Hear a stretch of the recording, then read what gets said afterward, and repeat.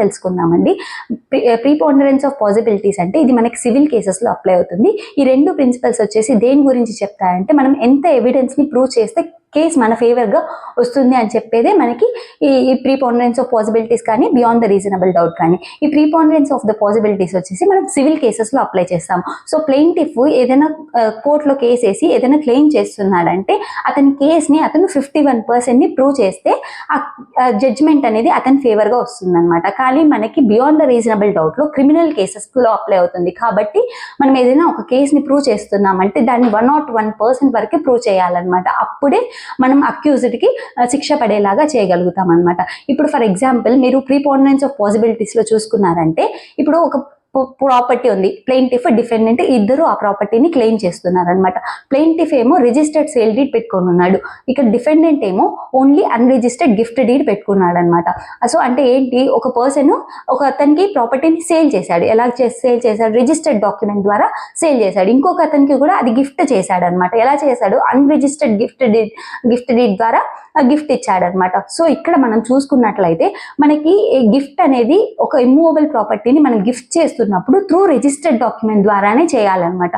So అది మనకి ఎక్కడ మెన్షన్ చేసిందంటే section 123 of transfer of property act, అలాగే రిజిస్ట్రేషన్ యాక్ట్ ఉంది కదా, దాంట్లో కూడా మనకి సెక్షన్ 17 అలాగే సెక్షన్ 49 దీని గురించి డిస్కస్ చేస్తాయన్నమాట. సో సెక్షన్ 17 వచ్చేసి క్లియర్గా చెప్తుంది అనమాట, ఏదైనా ఒక ఇమ్మూవబుల్ ప్రాపర్టీని గిఫ్ట్ చేస్తున్నప్పుడు దాన్ని ఖచ్చితంగా రిజిస్టర్డ్ డాక్యుమెంట్ ద్వారానే చేయాలనేసి చెప్తుంది అనమాట. సో కాబట్టి ఇప్పుడు ఒక పర్సన్ అన్రిజిస్టర్డ్ డాక్యుమెంట్ ద్వారా గిఫ్ట్ చేశాడంటే సెక్షన్ 49 ఆఫ్ రిజిస్ట్రేషన్ యాక్ట్ ఏం చెప్తుందంటే ఏదైనా ఒక ప్రాపర్టీ ఓన్లీ రిజిస్టర్డ్ డీడ్ ద్వారానే ట్రాన్స్ఫర్ చేయగలము అని చెప్పినప్పుడు దానికి రిజిస్ట్రేషన్ ఉంటేనే అది ఇంకొక పర్సన్కి రైట్ ఇస్తుంది అనమాట. సో ఇక్కడ అన్రిజిస్టర్డ్ కాబట్టి అతనికి ఏదైతే ప్రాపర్టీ గిఫ్ట్ చేశారో ఆ ప్రాపర్టీ పైన ఎటువంటి రైట్స్ రావన్నమాట. సో కాబట్టి ఇక్కడ ప్లెయింటిఫ్ ఏమో రిజిస్టర్డ్ సేల్ డీడ్ పెట్టుకొని ఉన్నాడు, డిఫెండెంట్ ఏమో అన్రిజిస్టర్డ్ గిఫ్ట్ డీడ్ పెట్టుకున్నారు. సో సెక్షన్ 49 ఈ అన్రిజిస్టర్డ్ గిఫ్ట్ డీడ్ ఉంది కదా, దాన్ని ఎవిడెన్స్ లో కూడా తీసుకోదన్నమాట. సేమ్ సెక్షన్ 49 అలా కూడా చెప్తుంది, దాన్ని ఎవిడెన్స్ గా తీసుకోకూడదు అనేసి. లైక్ ఆ ప్రాపర్టీని గిఫ్ట్ చేసినట్టు ఎవిడెన్స్ లోకి ఆ గిఫ్ట్ అన్రిజిస్టర్డ్ డాక్యుమెంట్ ని తీసుకోలేమన్నమాట.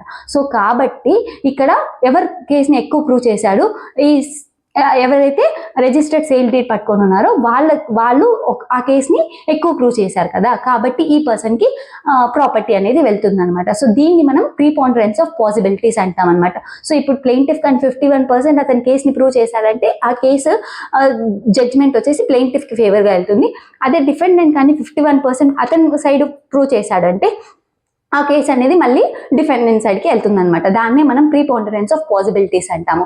ఇప్పుడు బియాండ్ ద రీజనబుల్ డౌట్ గురించి తెలుసుకుందాం. సో ఏదైనా ఒక కేసుని ఇప్పుడు మనము ఏ ప్రిన్సిపల్ ఫాలో అవుతాం, 100 మంది దోషులు తప్పించుకున్నా పర్వాలేదు, ఒక్క నిర్దోషికి శిక్ష పడకూడదు అనే దాన్ని ఫాలో అవుతాం కదా. కాబట్టి మనకి ఈ బియాండ్ ద రీజనబుల్ డౌట్ అనే ప్రిన్సిపల్ ఇక్కడ అప్లై అవుతుంది అనమాట. అంటే ఏంటంటే మనము ఎవిడెన్స్ని ప్రొడ్యూస్ చేస్తున్నప్పుడు అన్ని ఎవిడెన్సెస్ అతనికి అగెయిన్స్ట్గానే ఉండాలన్నమాట. అంటే అక్యూజ్డ్కి అగెయిన్స్ట్గానే ఎవిడెన్సెస్ ఉండడమే కాదు, ఆ ఎవిడెన్సెస్ అనేది ఒక కంప్లీట్ చైన్ లాగా ఫామ్ అవ్వాలన్నమాట. ఆ కంప్లీట్ చైన్ ఆఫ్ ఎవిడెన్సెస్లో ఎక్కడ కూడా బ్రేక్ అనేది ఉండకూడదు అనమాట. సో అప్పుడు మాత్రమే మనము అక్యూజ్డ్ని శిక్షించగలుగుతాం అనమాట. సో అంటే ఇప్పుడు ఏంటంటే 101% ఆఫ్ కేస్ని మనము అక్యూజ్డ్కి అగెయిన్స్ట్గా ప్రూవ్ చేయాలన్నమాట. అంటే ఇప్పుడు ఫర్ ఎగ్జాంపుల్ ఒక నైఫ్తో పొడిచి చంపేశారనమాట విక్టిమ్ని. సో దాని యొక్క నైఫ్ పైన ఫింగర్ ప్రింట్స్ వచ్చేసి అక్యూజ్డ్ ఉన్నాయి, అదొక్క ఎవిడెన్సే మనకి అక్యూజ్డ్కి అగెయిన్స్ట్గా ఉందన్నమాట. ఇంకా ఏ ఎవిడెన్సెస్ మనకి అక్యూజ్డ్కి అగెయిన్స్ట్గా లేవన్నమాట. సో అలాంటి కేసెస్లో మనము అక్యూజ్డ్ని శిక్షించగలుగుతామా అంటే లేదనమాట. ఎందుకంటే ఉన్న ఒక్క ఎవిడెన్స్ మనం చెప్పలేము. లైక్ ఫర్ ఎగ్జాంపుల్ అతను విక్టిమ్ని కాపాడడం కోసం నైఫ్ని పట్టుకొని ఉండొచ్చు, అంటే కడుపులో నుంచి తీయడానికి నైఫ్ని అనుకోండి, మనం చెప్పలేం కదా. సో కాబట్టి అన్ని evidences complete chain of evidences గా ఫామ్ అయ్యి అన్ని అగెయిన్స్ట్ గా అక్యూజ్డ్ కి ఉండాలి. సో అన్ని ఎవిడెన్సెస్ అక్యూజ్డే ఈ హత్య చేశాడు అనేసి చెప్పాలి. అలాగే ఇంకెవ్వరికి ఆ హత్య చేసే పాసిబిలిటీనే లేదన్న దాన్ని కూడా మనం ప్రూవ్ చేయాలన్నమాట. అప్పుడే మనము అక్యూజ్డ్ ఈ అఫెన్స్ చేశారు అనేసి గిల్టీగా ప్రూవ్ చేస్తామన్నమాట. గిల్టీగా మనము అతనికి శిక్ష విధిస్తామన్నమాట. సో ఇదండి మనకి డిఫరెంట్. అంటే ఇప్పుడు ఫర్ ఎగ్జాంపుల్ మోటివ్ ఉంది, అక్యూజ్డ్ కి విక్టిమ్ విక్టిమ్కి మధ్య మోటివ్ ఉంది, అంటే వాళ్ళిద్దరికి కొన్ని గొడవలు జరగడం వల్ల మోటివ్ ఉంది. అలాగే అక్యూజ్డ్ విక్టిమ్ చనిపోయే టప్పుడు లాస్ట్ సీన్ తీరే, అంటే విక్టిమ్ చనిపోయే ముందు అక్యూజ్డ్తో కలిసి ఉన్నాడు. సో చనిపోయిన వెంటనే అక్యూజ్డ్ ఆ ప్లేస్ నుంచి పరిగెట్టుకుంటూ రావడం ఒకరు చూశారు. సో అన్ని ఎవిడెన్సెస్ కంప్లీట్గా ఒక చైన్ లాగా ఫామ్ అయ్యి ఆ చైన్కి ఎక్కడ కానీ బ్రేక్ లేకుండా అన్ని అక్యూజ్డే ఈ ఎవిడెన్స్ని అక్యూజ్డే ఈ విక్టిమ్ని చంపాడు అనేసి ప్రూవ్ అవ్వాలన్నమాట. అప్పుడు మాత్రమే మనము అక్యూజర్కి శిక్ష విధించగలుగుతాం అనమాట, లేదంటే లేదు. సో ఇదంటే మనకి differences between preponderance of possibilities and beyond the reasonable doubt. Preponderance of possibilities civil కేసెస్లో అప్లై అవుతుంది. 51% కేసుని ప్రూవ్ చేసినా కూడా ఎవరైతే ఆ 51%ని ప్రూవ్ చేస్తారో వాళ్ళ ఫేవర్గా జడ్జ్మెంట్ వస్తుంది. కానీ మనకి బియాండ్ ద రీజనబుల్ డౌట్లో 101%ని కేసు ప్రూవ్ చేయాలన్నమాట. అన్ని ఎవిడెన్సెస్ అక్యూజ్డ్కి అగెయిన్స్ట్గానే ఉండాలి.